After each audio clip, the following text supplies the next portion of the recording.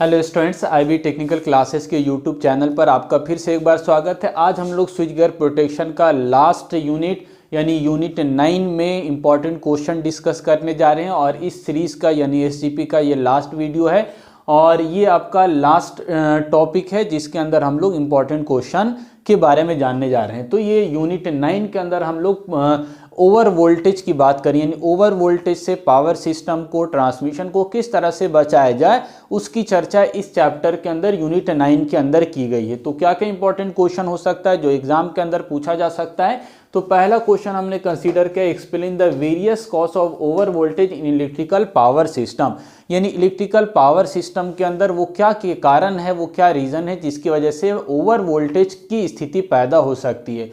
Over voltage मतलब कोई भी जो वोल्टेज है जिस पर काम कर रहा है ट्रांसमिशन वो या पावर सिस्टम, चाहे वो 11 केवी या 33 केवी हो या और कोई वोल्टेज हो, नॉर्मल वोल्टेज जिस पर वो रेटेड है, जिसके लिए वो डिज़ाइन किया है, यदि उस डिज़ाइन वोल्टेज से, यदि उस रेटेड या नॉर्मल वोल्टेज से वोल्टेज की वैल्यू सडनली बढ़ जाती है तो उसी बढ़े हुए वोल्टेज को हम लोग ओवर वोल्टेज बोलते हैं। ठीक है, उसी बढ़े हुए वोल्टेज को ओवर वोल्टेज बोला जाता है या सर्ज वोल्टेज बोलते हैं या ट्रांजिएंट वोल्टेज बोलते हैं।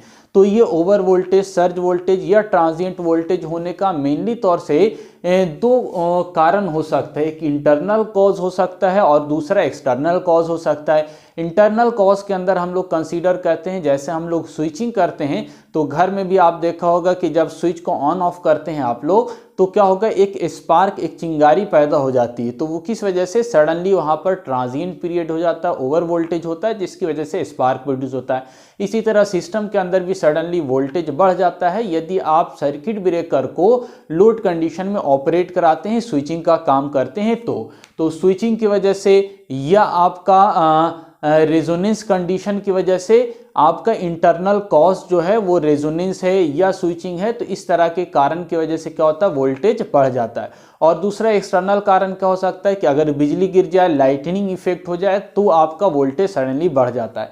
तो ये पहला टॉपिक है जिसके अंदर आपको कॉज ऑफ ओवर वोल्टेज को डिस्कस करना है। इंटरनल कॉजेस क्या हो सकता है, एक्सटर्नल कॉजेस क्या हो सकता है। दूसरा क्वेश्चन जो इंपॉर्टेंट है एग्जाम के लिए वो है, explain the construction and operation of lightning arrester and their type. तो लाइटनिंग अरेस्टर का उपयोग हम लोग करते हैं इसी प्रोटेक्शन के लिए, यानी ओवर वोल्टेज से सिस्टम हमारा प्रोटेक्ट हो जाए उसके लिए लाइटनिंग अरेस्टर का उपयोग किया जाता है। तो लाइटनिंग अरेस्टर का कंस्ट्रक्शन और इसका प्रकार आपसे पूछ सकता है। तो डायरेक्ट आपसे पूछ सकता है कि आप वॉल्व टाइप लाइटनिंग अरेस्टर बताइए, या आप पूछ सकता है रॉड टाइप लाइटनिंग अरेस्टर बताइए। तो ये सारा इंपॉर्टेंट है, एग्जाम के अंदर अलग अलग कोई भी एक क्वेश्चन इसमें से पूछा जा सकता है। लाइटनिंग अरेस्टर तो रॉड टाइप होता है, हॉर्न टाइप लाइटनिंग अरेस्टर होता है, multi gap type lightning arrester होता है, एक्सपल्शन टाइप लाइटनिंग अरेस्टर होता है और वॉल टाइप लाइटनिंग अरेस्टर होता है। ये अलग अलग टाइप है और इसके बारे में हमने डिटेल में चर्चा किया हुआ है, इस पर डिटेल वीडियो बना हुआ है। आप जाकर एसजीपी के प्लेलिस्ट के अंदर इस वीडियो को चेक कर सकते हैं। आपको बहुत आसानी से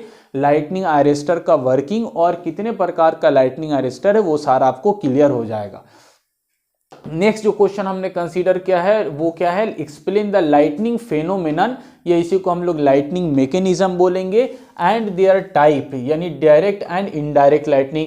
तो लाइटनिंग फेनोमेनन क्या है, बिजली किस तरह से उत्पन्न होती है। तो इसमें थोड़ा सा आपको बेसिक बता देते हैं कि आपस में क्या होता है, जो क्लाउड बनता है यानी बादल जो क्रिएट होता है, बनता है, वो बहुत सारे वाटर से यानी वाटर ड्रॉप से मिलकर बनता है। और जब वाटर ड्रॉप आपस में एक्यूमुलेट होता है, जमा होता है, तो एयर के साथ घर्षण होता है जिसकी वजह से जो आपका वाटर पार्टिकल है वो आयनीकरण उसका हो जाता है, वो आयोनाइज्ड हो जाता है। और यही आयोनाइज्ड पार्टिकल एक साथ जब जमा होता है तो बादल का रूप लेता है और बादल आपका चार्ज हो जाता है। और वो बादल जब चार्ज हो जाएगा तो अर्थ के साथ क्या करेगा, अट्रैक्शन करेगा और अर्थ का जो एयर है वो इंसुलेटर की तरह काम करता है। लेकिन ये इंसुलेटर जब फेलवर हो जाएगा तो आपका बादल से अर्थ की तरफ एक करंट फ्लो होगा, एक आर्क प्रोड्यूस होगा। उसी आर्क को, उसी चिंगारी को, उसी करंट को हम लोग लाइटनिंग यानी बिजली कहते हैं। यानी पूरी तरह से एयर जब फेलवर हो जाएगा तो वो बिजली अर्थ तक पहुंच जाएगा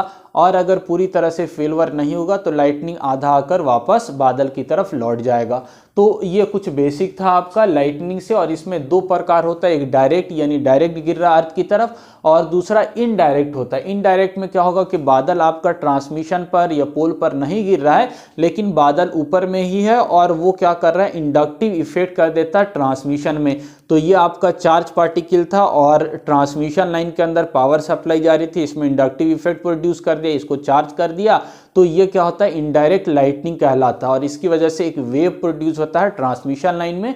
तो इसी से प्रोटेक्शन के लिए हम लोग लाइटनिंग अरेस्टर का उपयोग करते हैं। और लाइटनिंग अरेस्टर का याद रखिएगा दूसरा नाम क्या होता है, इसको हम लोग सर्ज डाइवर्टर भी बोलते हैं। यानी ये सर्ज को या वेव को जो ट्रांसमिशन के अंदर प्रोड्यूस हो जाता है, इसको अर्थ की तरफ डाइवर्ट करने का काम करता है। तो डायरेक्ट लाइटनिंग से जो प्रोटेक्शन होता है वो ग्राउंड वायर की सहायता से मिल जाती है, और इनडायरेक्ट लाइटनिंग से प्रोटेक्शन के लिए हम लोग लाइटनिंग अरेस्टर का उपयोग करते हैं। लाइटनिंग अरेस्टर दोनों में यूज़फुल होता है। डायरेक्ट अगर गिर जाएगा तो भी इसको आपका प्रोटेक्शन देगा, अर्थ की तरफ डाइवर्ट करेगा, और इनडायरेक्ट लाइटनिंग के लिए तो ये यूज़फुल होता ही है। लेकिन ग्राउंड वायर आपका डायरेक्ट लाइटनिंग के लिए प्रोटेक्शन करेगा। जो पोल के ऊपर आपने देखा होगा इस तरह का पोल है, सबसे टॉप में वायर रन कराते हैं, तो ये डायरेक्ट लाइटनिंग से प्रोटेक्शन के लिए। लेकिन बादल आ गया यहाँ पर और इनडायरेक्ट लाइटनिंग यानी फेस के साथ इंडक्शन कर रहा है, तो उस समय ये प्रोटेक्शन नहीं करेगा, उसके लिए हम लोग लाइटनिंग अरेस्टर का उपयोग करेंगे। तो ये आपका फेनोमेनन को डिस्कस करना। और लास्ट टॉपिक आपके दिया हुआ है, right the short notes on the surge observer और सर्ज मॉडिफायर। ये दोनों में थोड़ा सा अंतर है। लाइटनिंग अरेस्टर को हम लोग सर्ज डाइवर्टर भी कहते हैं और इसको हम लोग सर्ज ऑब्जर्वर कहते हैं। यानी इसमें रेसिस्टेंस का या इंडक्टर का कैपेसिटर का यूज़ किया जाता है, जो कि जो सर्ज आ रहा है यानी लाइटनिंग की वजह से जो एनर्जी आ रही है वो उसको डिसिपेट करता है, वेस्ट करने का काम करता है, जिससे आर्क कम प्रोड्यूस हो, इक्विपमेंट कब खराब हो, और सर्ज को एक तरह से सर्ज का इफेक्ट को, सर्ज के एनर्जी को वेस्ट करने का काम करता है ये सर्ज ऑब्जर्वर। ये इसी को सर्ज मॉडिफायर भी कहते हैं। और इसी का दूसरा वर्जन होता है फेरांटी ऑब्जर्वर। इसके अंदर भी हम लोग रेसिस्टर कैपेसिटर लगाकर एनर्जी को, जो सर्ज की एनर्जी है उसको वेस्ट करते हैं, उसको हम लोग बर्बाद करते हैं, उसको हम लोग इक्विपमेंट तक पहुंचने नहीं देते हैं। तो ये सारा आपका यूनिट 9 से रिलेटेड क्वेश्चन है जो कि एग्जाम के अंदर इंपॉर्टेंट है। और इसके अंदर भी आपका अगर इंपॉर्टेंट बात किया जाए तो ये लाइटनिंग अरेस्टर वाला टॉपिक बहुत इंपॉर्टेंट है, लाइटनिंग अरेस्टर, और दूसरा सर्ज ऑब्जर्वर या फेरांटी ऑब्जर्वर। तो आई होप ये बहुत अच्छे से आपको क्लियर हुआ होगा। इस पर जो वीडियो बना हुआ है ये भी आप देख लीजिए, आपको टॉपिक बिल्कुल क्लियर हो जाएगा। अगर आपको इसी तरह के वीडियो यानी इंपॉर्टेंट वीडियो ट्रैक्शन के अंदर भी चाहिए तो आप कमेंट करके हमको ज़रूर बताइएगा। तो आपके लिए हम ट्रैक्शन से रिलेटेड उसके अंदर जितने भी यूनिट्स हैं उसका इंपॉर्टेंट क्वेश्चन आपके लिए हम प्रिपेयर करेंगे। लेकिन आप लोगों के डिमांड के ऊपर, आप लोग अगर आप लोगों का रिक्वेस्ट रहेगा, आप लोग कमेंट करके बताइए, तो फिर हम उसके ऊपर सोच विचार करेंगे। अगर चैनल पर नए हैं तो सब्सक्राइब कीजिएगा, वीडियो को लाइक कीजिएगा और अपने दोस्तों को शेयर ज़रूर कीजिएगा। मिलते हैं नए वीडियो में। Thank you.